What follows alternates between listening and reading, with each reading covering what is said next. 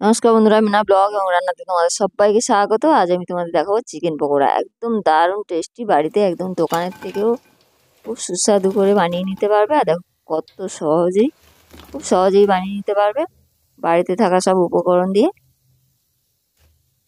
আর পকোড়াগুলো দেখতেই পাচ্ছ কত সুন্দর হয়েছে। একটা তোমাদের আমি দেখাচ্ছি, মানে যেমন একদম নরম আর তেমনই টেস্টি হয়েছে, আর মুচমুচেও হয়েছে। সবাই, বাচ্চা থেকে বড়, সবাই পছন্দ করবে এই চিকেন পকোড়া। এমনি খেতে পারো, তোমরা সস লাগিয়েও খেতে পারো। দেখো তার জন্য নিয়েছি, প্রথমেই আমি একদম সলিড পিস চিকেন ছোট ছোট করে কেটে নিয়েছি। ওর মধ্যে দিয়ে দেবো স্বাদ মতো লবণ, আর দিয়ে দেবো কাঁচা লঙ্কা, 3-4টে কাঁচা লঙ্কা দিয়েছি, আর 1 ইঞ্চি মতন আদা, 5-6টা রসুনের কোয়া একসাথে বেটে নিয়েছি। ওটাও আমি ভালো করে মেখে নিলাম। মেখে নিয়ে আর এটা আমি ঢাকা দিয়ে রেখে দেবো। দেখো ঢাকা খুলেছি, কেমন হয়েছে কালারটা। আর এর মধ্যে আমি কি কি উপকরণ দেবো তোমরা দেখতে থাকো, লাস্ট পর্যন্ত দেখো বন্ধুরা। একটা একটা করে দেবো, আমি মনে ছিল না আমার। প্রথমেই দিয়ে দিলাম একটা ডিম, আর এরপরে দিলাম অ্যারারুট 1 চামচ, বড় হাতা চামচের 1 চামচ অ্যারারুট দিয়েছি। 1 চামচ ময়দা দেব, ময়দা দিয়ে দিলাম 1 চামচ। আর দেবো জিরের গুঁড়ো, ধনিয়া গুঁড়ো দিলাম,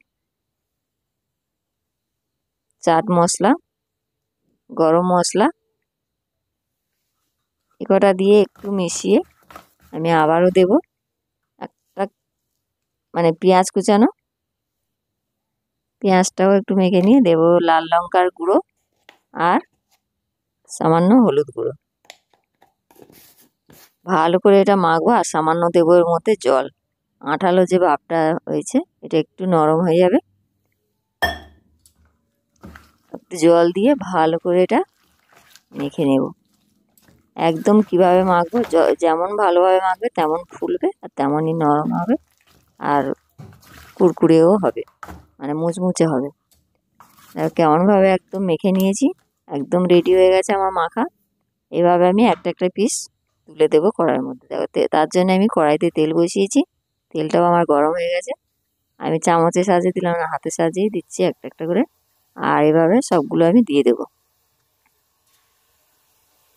চিকেন পকোড়া রেসিপি কেমন হলো বন্ধুরা জানিও, আর চ্যানেল নতুন হলে সাবস্ক্রাইব করে নিও, পাশে থেকো। সবাই নিশ্চয়ই ভালো আছো, আমিও ভালো আছি। আর এই চিকেন পকোড়া হতে হতে তোমার সাথে আমি কথা বললাম। আর দেখো এইভাবে সবগুলো দিয়ে আমি উল্টে পাল্টে ভালো করে এটা ভেজে নেব। একবার এভাবে বানিয়ে খেয়ে দেখো বন্ধুরা, একদম দারুণ মুচমুচে আর দারুণ টেস্টি।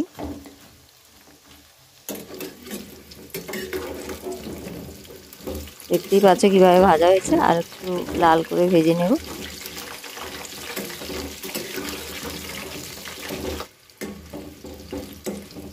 উল্টে পাল্টে ভালো করে ভাজা হলেই এটা আমি তুলে নেব। তোমরা বানিয়ে খেয়ে কমেন্ট করতে ভুলো না বন্ধুরা, পাশে থেকো।